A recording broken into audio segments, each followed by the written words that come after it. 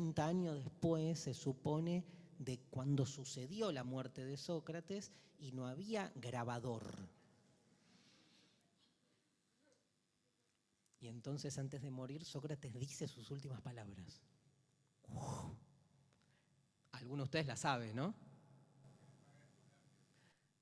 Hola, Javier. No te había visto. Las últimas palabras de Sócrates son: páguenle un gallo a Esculapio. ¡Pah! Murió. ¿Qué es eso? Claro, ¿pero por qué? Porque ustedes tienen el prejuicio de que en una vida que tiene un sentido, las últimas palabras son como el final de una novela. ¿No? Uno dice, bueno, ¿cómo termina la novela? La novela tiene un final, una canción tiene un final. Ahora, una vida, como uno lo homologa a un relato, cree que ese relato tiene que tener un final y que el final, de algún modo, como que consuma toda esa vida previa. Entonces, hay dos posibilidades. O en la frase. Primero, ¿Platón mintió o no mintió? ¿Las palabras de Sócrates fueron reales o no? Se supone que son reales. ¿Por qué? Porque no vas a poner semejante pavada. 30 años después, tuviste 30 años para poner... ¿Y cuál es? Y el fin es: Dios es argentino. ¡Pum!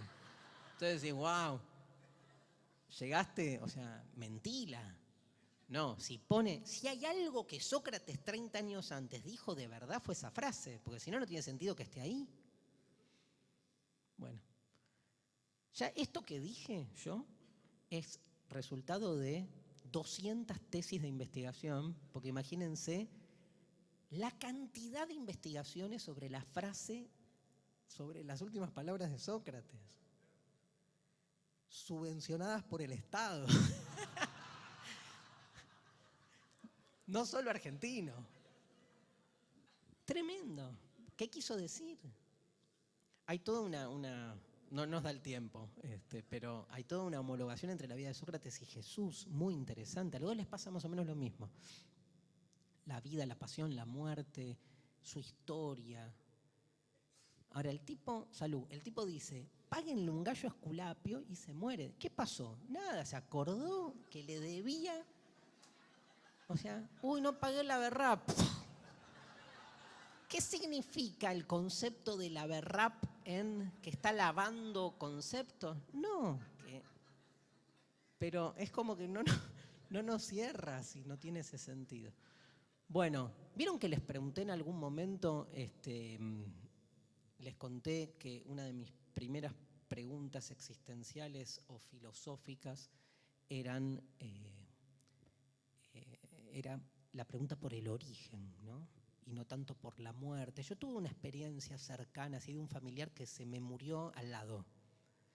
Y fue fuerte, ¿no? Y me acuerdo que le tocaba el cuerpo y todavía recuerdo el pensamiento interior de decir, pero no noto diferencia entre la vida y la muerte, ¿no? Pero claro, acababa de morir hace 5 minutos, estaba caliente el cuerpo todavía, ¿no?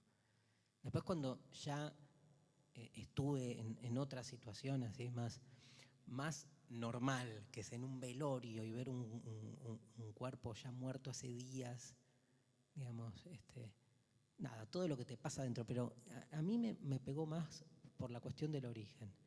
Ahora, ¿qué es una pregunta filosófica? Son esas primeras preguntas que uno recuerda haber tenido alguna vez, cuya formulación nos generó una angustia existencial porque al toque supimos que no había respuesta. Tipo, por ejemplo, a los 6 años yo me acuerdo de haber pensado muchísimas cosas, pero de las que tuve una respuesta inmediata, ¿no? Digo, no importa el caso, pero ¿por qué me pasó tal cosa? Y al toque me la pude responder. Ahora, hay preguntas que me hice, iba a tirar una y me arrepentí en el momento, ¿eh?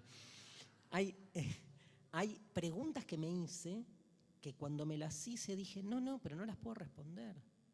Una tiene que ver con el origen, otra tiene que ver con el tiempo, por ejemplo. Una de las primeras preguntas que me hice fue, por qué el tiempo pasa y tomé conciencia que el tiempo pasaba y que no lo podía detener y que irremediablemente yo estaba arrojado a ese tiempo y que bueno, me iba a morir.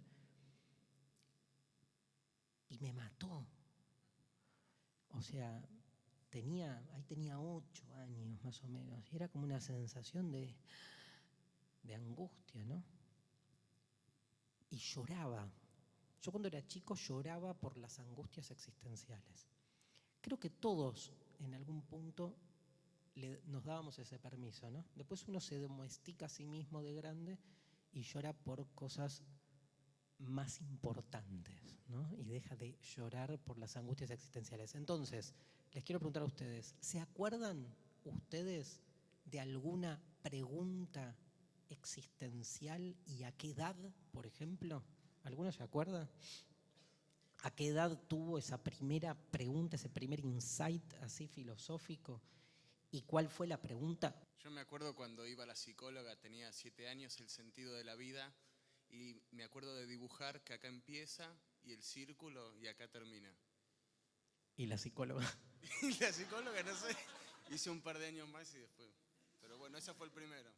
¿Y eso te angustiaba, la sensación de que la vida era circular? Esa termina, empieza y termina, y el confrontar con la muerte y el que hay después, el que hay antes y todo eso. Ok. ¿Alguien más? ¿Alguien se acuerda? Sí.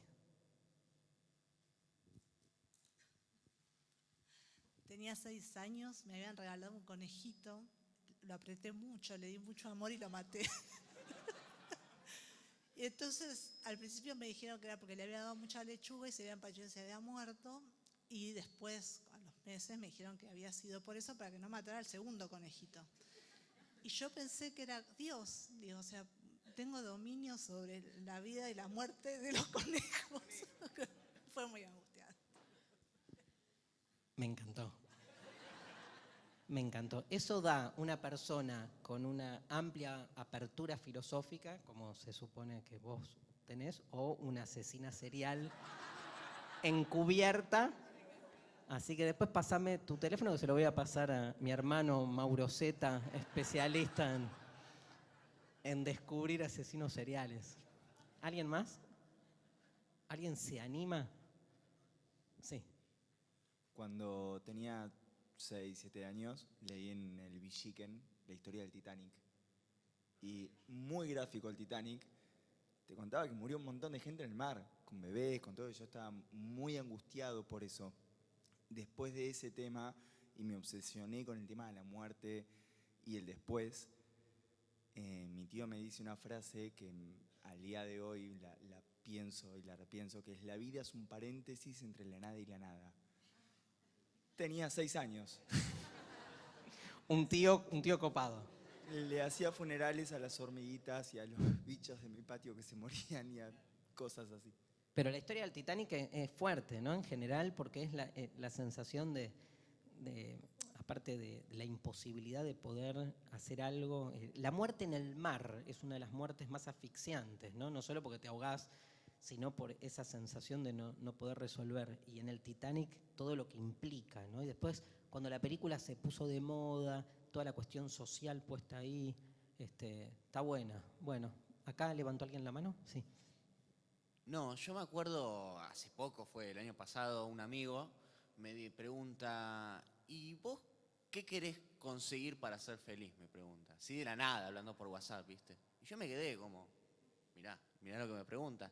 Y yo al responder una frase con sentido, como decías vos, que cerraba, ahí dije, wow, esto es lo que yo quiero ya para ser feliz.